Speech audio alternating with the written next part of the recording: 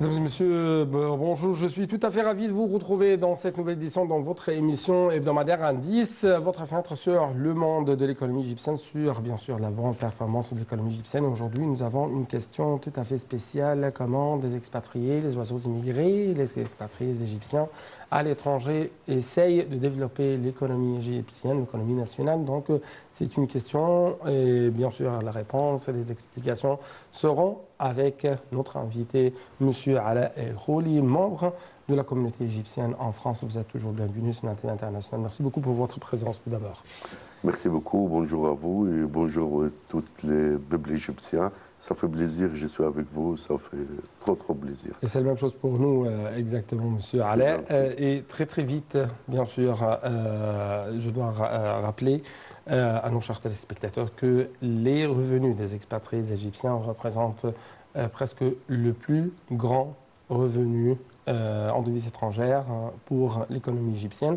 Donc même les transferts, même les environnements, ou plutôt les virements, bien sûr envoyés par les Égyptiens de l'étranger, représentent une ressource économique très importante pour le développement de la société égyptienne, jusqu'à ce qu'on a dit que à partir de 2017, et bien sûr, le chiffre de ces virements a atteint presque 26 milliards de dollars.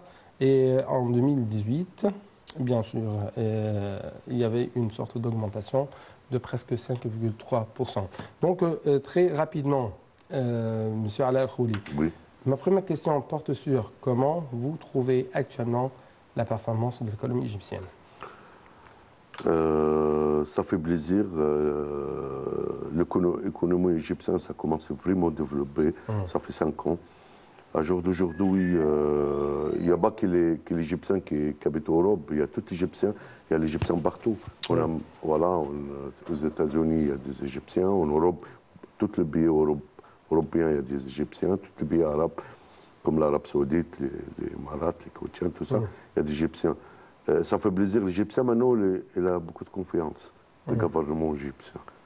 Les peuples égyptiens qui travaillent ou qui vivent au étranger, ils ont trop de confiance. Moi, donc les expatriés égyptiens ont confiance. En confiance, c'est le gouvernement égyptien. À l'égard du gouvernement égyptien. Voilà, parce qu'on regarde tout, on sait tout, ça se voit, le gouvernement égyptien, tout a changé. Tout le monde travaille, tout le monde bosse pour développer l'Égypte. Donc, si on regarde l'économie égyptienne, aujourd'hui, on a presque 45 milliards de dollars à côté. L'Égypte, on travaille sur tous les domaines. Toutes les domaines. Toutes les domaines, il y a du travail. Vraiment, c'est 5 ans. Il y a beaucoup de changements en Égypte. C'est pour ça qu'on a trop de confiance. Tout le monde vit investi, oublié. Donc, vous remarquez qu'il y a un changement entre le passé et le présent, entre, si je peux dire, comme vous venez de souligner, il y a 5 ans, entre le présent, à travers même les chiffres, vous parlez de la confiance, les chiffres des transferts, bien sûr, des monnaies des diasporas égyptiens à l'étranger, traduisent bien ce que vous venez de dire, parce qu'on parle d'une augmentation, on parle bien sûr une augmentation de revenus, on parle d'une augmentation de la confiance des Égyptiens à l'étranger à l'égard de l'économie égyptienne. Ça n'a rien à voir. Qu'est-ce qui s'est passé en Égypte maintenant? Au début 5 ans, au début, le président Sissi, il a pris la présidence. La présidence ou la responsabilité d'Égypte. Ça n'a rien à voir. Rien à voir parce que nous, on sait tout. On vient en Égypte 2-3 fois par an, 4 fois même. On regarde tout avec notre yeux. Donc maintenant, ça n'a rien à voir. Maintenant, depuis 5 ans, ça n'a rien à voir qu'est-ce qui s'est passé avant. Tout est respecté, tout le monde travaille, tout le monde bosse. Donc, il y a beaucoup de changements, il y a trop de changements. Nous, on a trop de confiance dans le gouvernement. C'est pour ça qu'on voulait investir en Égypte, parce que c'est notre pays. C'est notre pays, donc on a de sécurité. Vous regardez les sécurités égyptiennes, ça n'a rien à voir comme avant. Regarde 2011, 2012, 2013, catastrophe. Aujourd'hui, on a Rien à dire, quoi. La sécurité égyptienne, moi personnellement, parce que j'ai vu en Europe, ça fait trop longtemps, la sécurité égyptienne, c'est mieux. C'est mieux qu'en France, qu'en Europe, la sécurité aujourd'hui. Ouais. C'est pour ça, il y a des touristes, les touristes ils commencent à venir. Moi, j'ai venu, ça fait une semaine, même pas une semaine. L'avion est pratiquement complet. Pratiquement, c'est des Français. Ouais. L'Égyptien, il n'y en a pas beaucoup. Il y en a bon, une dizaine, une vingtaine, parce que ce n'est pas le moment. Mais ça se voit, ça commence à développer sur tout le domaine. Donc, il y a des changements. C'est pour ça, ça fait plaisir à nous. Ouais. Parce qu'en fait, nous, Égyptiens, on a des Égyptiens jusqu'à 10 gouttes de sang. On a Égyptiens jusqu'à 10 gouttes de sang. Donc, on va venir ici, soit vivant, soit mort. Ouais. Donc, ça fait plaisir. Oui, c'est un sentiment national, bien sûr, qu'on doit bien sûr saluer, mais en même temps, permettez-moi, les investisseurs, les hommes d'affaires n'ont pas de sentiment, si je peux dire, à l'égard de, si je peux dire, et le sentiment n'intervient pas dans les affaires. Et bien sûr, ce qui intéresse les hommes d'affaires, les investisseurs, c'est bien sûr les certificats, les témoignages, les chiffres et l'environnement de l'investissement. Donc, je sais que vous êtes l'un des investisseurs dans le domaine de l'immobilier, que ce soit en Égypte, que ce soit en France. Donc, comment vous suivez même les remarques faites par les grandes institutions internationales dans le domaine de l'économie, dans le domaine de finances comme le FMI, le Fonds monétaire international ou d'autres institutions comme Standard & Poor's et ainsi de suite? Exactement, comme vous dites, le business c'est la bas de cœur. Donc, le business c'est la bas de cœur et la bas à mort. Donc, l'investisseur ou les hommes d'affaires, c'est le plus important, c'est l'essentiel, comme on a dit, combien il gagne. Elle investit quelques millions, combien il gagne. Donc, l'investissement en Europe, ça y est, c'est l'avenir. L'Égypte ici, l'investissement en Égypte, c'est mieux que l'Europe. Pourquoi certaines choses. Est-ce que parce qu'ils sont dans les incertitudes, par exemple, il y a l'insécurité, pourquoi il y a, par exemple, la poussée de l'extrême droite, on ne sait pas l'avenir, ce qui n'est pas le cas ici en Égypte. Pourquoi, d'après vous? La sécurité, c'est la première chose. Parce que si vous n'avez pas de sécurité, vous n'avez rien du tout. Rien, ni investissement, ni touristes, rien du tout. La sécurité, c'est le plus important dans ce tour. Après, l'investissement aussi, comme on dit, le travail, ce n'est pas le même prix. Donc, le terrain, ce n'est pas le même prix, le produit, ce n'est pas le même prix. Donc, on peut investir ici avec quelques millions. Mais pour l'investissement en Europe, ce n'est pas le même prix. C'est tout cher. Ça coûte trop cher.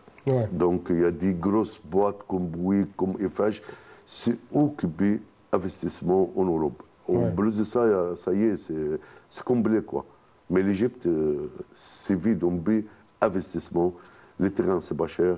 Et les main-d'œuvre, c'est pas cher, surtout les main-d'œuvre, c'est pas cher du tout. Et l'immobilier, c'est simple pour l'investissement. C'est simple parce que c'était, comme moi par exemple, on peut travailler en France et en même temps on peut investissement dans l'immobilier en Égypte. Donc chaque 2 mois, je viens 15 jours, 20 jours, on peut travailler, faire les business en même temps. Et j'ai fait mes affaires en France et en même temps, je m'en occupais mes affaires ici en Égypte. C'est pour ça que tout le monde est presque l'investissement dans l'immobilier. Oui. Et, en ce qui concerne l'environnement de l'investissement, quelles sont vos grandes remarques en ce qui concerne l'amélioration ou non de l'environnement de l'investissement ici en Égypte, bien sûr? On a sécurité, l'investissement, il faut qu'on investisse aussi en Égypte parce qu'on a surtout les Égyptiens qui travaillent. Mais je parle de procédures, je parle des complications, corruption. Justement. Je parle de telles choses. Est-ce que vous trouvez qu'on a vraiment déployer des efforts afin de lutter contre de tels phénomènes. Comment vous trouvez Exactement, qu'est-ce qu'ils sont, le ministère Saharnas, les changements de procédures, les changements de loi, surtout de l'investissement. C'est pour ça, il y a il n'y a pas que l'Égyptien, il y a même l'étranger, il y a même l'Européen, il veut investir en Égypte. Parce que maintenant, il y a les changements, c'est fait, la loi, c'est fait, les procédures, c'est fait. Donc, pour tirer l'investisseur, le son tirer l'investisseur, c'est pour ça que tout le monde est là, il investit ici. Oui. On parle beaucoup de diaspora égyptienne à l'étranger en tant qu'un trait d'union entre leur pays natal, entre bien sûr l'économie nationale et les pays où ils se trouvent, où ils travaillent. C'est pourquoi permettez-moi de vous poser cette question. Comment, si je peux dire, les discussions passent ou marchent entre vous et les autres investisseurs étrangers, que ce soit français ou européens? En ce qui concerne bien sûr la tendance d'investir ici en Égypte. Exactement. Moi, il y a un Français, un homme d'affaires, je travaille avec lui en France. Il m'a posé la même question. Ça fait pas longtemps, ça fait 3 semaines. Il m'a dit pourquoi vous. Elle m'a posé les questions, mais indirectement, intelligemment. Elle m'a dit comment ça va votre affaire en Égypte. Après, j'ai regardé comme ça bizarrement. Je lui ai dit comment vous savez. Elle s'appelle Roma Chabanel. Et je lui ai dit comment vous savez j'ai investissement en Égypte. Je lui ai dit comment vous savez j'ai investi en Égypte. Elle m'a dit votre aller-retour chaque 2 mois, ça se voit vous êtes investi en Égypte. Donc, après, elle m'a posé la question, on commence à parler, l'investissement en Égypte, l'Égypte commence à développer, l'investissement c'est plus simple.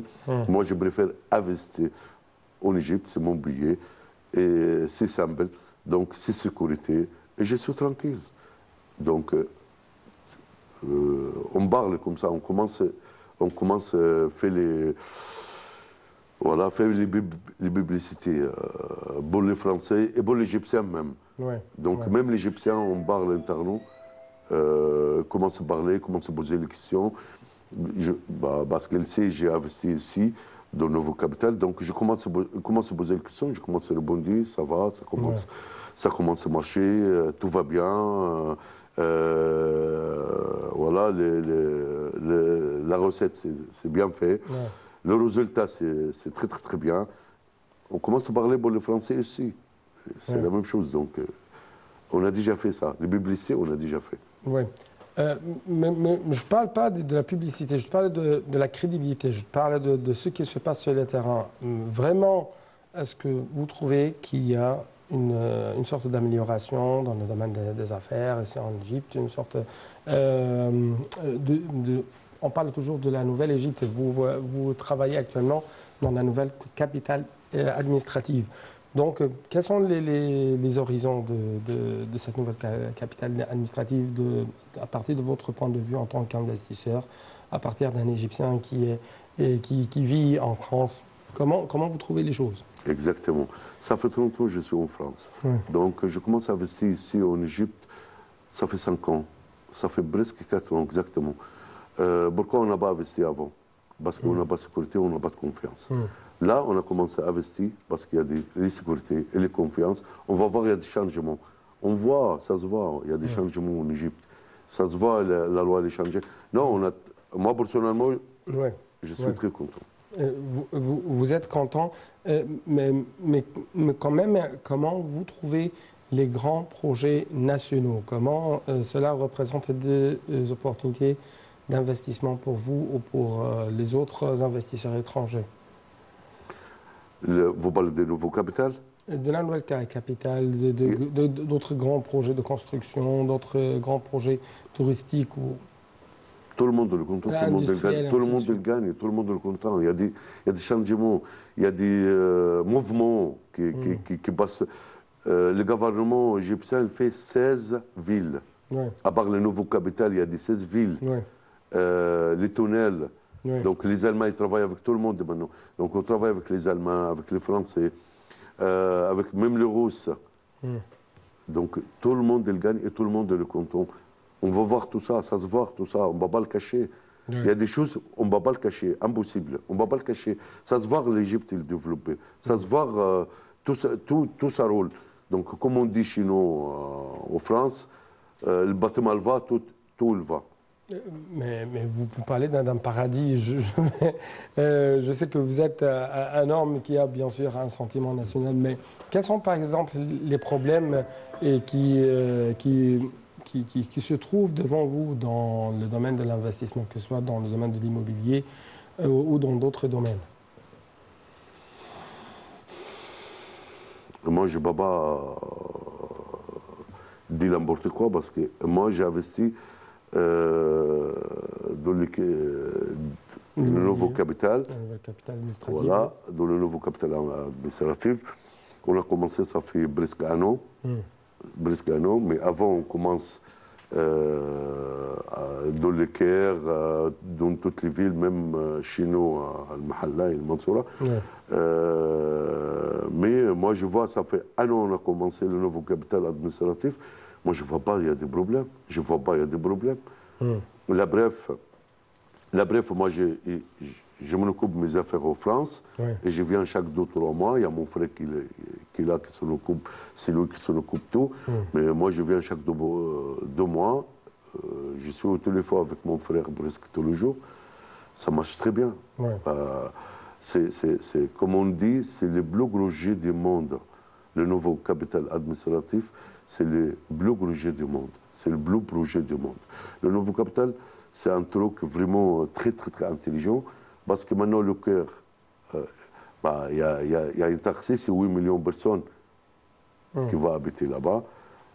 Il y a 2 millions de personnes qui vont entrer et sortir au Caire. Maintenant, tous, ils vont être là-bas. Donc, les 2 millions qui vont entrer au Caire tous les jours, ils vont là-bas, de nouveau capital. C'est un truc vraiment très, très, très intelligent. Et pas loin du Caire. Et tout le monde le travaille. Tout le monde, le peuple égyptien, le travaille. Vous imaginez, combien de personnes qui travaillent? Dans la nouvelle capitale administrative. Dans le nouveau capital et les 16 villes. Comme je vous dis, on dit en France, les bâtiments, il va, tout il va. Le bâtiment, il va, tout il va. Parce que le bâtiment, il marche. Le bâtiment, c'est le mobilier, comme on dit. S'il marche 16 villes, vous imaginez, combien de personnes qui travaillent, combien d'Égyptiens qui travaillent, électriciens, carreleurs, plombiers, menuisiers, tout le monde le travaille. Ça commence, il y a des mouvements, ça commence à bouger toutes les billes. Mais quand on parle de demandes sur de telles constructions, sur de tels bâtiments, sur de tels immobiliers, est-ce que vous trouvez ici en Égypte la demande à l'égard de ce domaine, si je puis dire, augmente de plus en plus, même avec les mesures les mesures bien sûr de réforme de l'économie égyptienne, parce qu'on parle par exemple que le pouvoir d'achat des Égyptiens n'augmente pas, mais c'était tout à fait au contraire. Donc comment vous trouvez, c'est d'après des journalistes, d'après des experts, donc comment vous trouvez ce que je viens de dire? Monsieur, on vient de commencer, ça fait presque 4 ans. 4 ans pour développer un billet, 100 millions de personnes. Vous parlez de l'Égypte, vous ne parlez pas d'un billet de 10 ou 15 millions de personnes. Vous parlez de l'Égypte, c'est un gros billet. Donc, ça fait 4 ans. Le pouvoir d'achat, il y a des changements maintenant. Tout le monde. Vous parlez de pouvoir d'achat et tout. Vous parlez de machin. Moi, l'année dernière, 2018, j'ai descendu 7 fois. Moi, j'ai vu tout le monde l'achète. Moi, je vais au centre commercial, je vais au tout le monde l'achète, tout le monde. Moi, je parle avec un chauffeur chez nous. Je parle avec lui, comme ça, on a discuté pour le pouvoir d'achat. Il m'a dit, non, ça ne change pas, nous, on mange, tout va bien. Un chauffeur, voilà, donc son salaire, c'est un petit salaire, mais tout va bien. C'est l'un des points essentiels d'après les investisseurs. Comment elle est la dimension socio-économique. parce qu'on ne va pas investir dans un environnement instable. Exactement. Parce que l'Égypte, elle monte. Aujourd'hui, avec les gaz, avec le pétrole, avec tout ça, l'Égypte 2020-2022, on commence, ça fait, le gouvernement le travaille, ça fait 5 ans. Travaille, tout le monde le travaille, tout le monde, les ministres, tous les ministres, 6 heures du matin d'or. Tous les ministres font le tour du monde. Tous les ministres, sans exception, on va voir les résultats. Attends, on ne va pas voir le résultat tout de suite. On ne va pas le débiller comme l'Égypte. C'est pour ça que je vous le dis tout à l'heure, le résultat, on va voir à partir de l'année prochaine, on va voir le résultat. Parce que déjà, le résultat, pour les côtés économie, 45 milliards, on va voir, malgré tous les gros projets, sur les tunnels, sur les routes. On a fait les routes aujourd'hui sur les 16 villes. Il n'y a pas que les nouveaux capitales administratives, il y a des 16 villes partout. L'EDF, les gaz, tout ça. Non.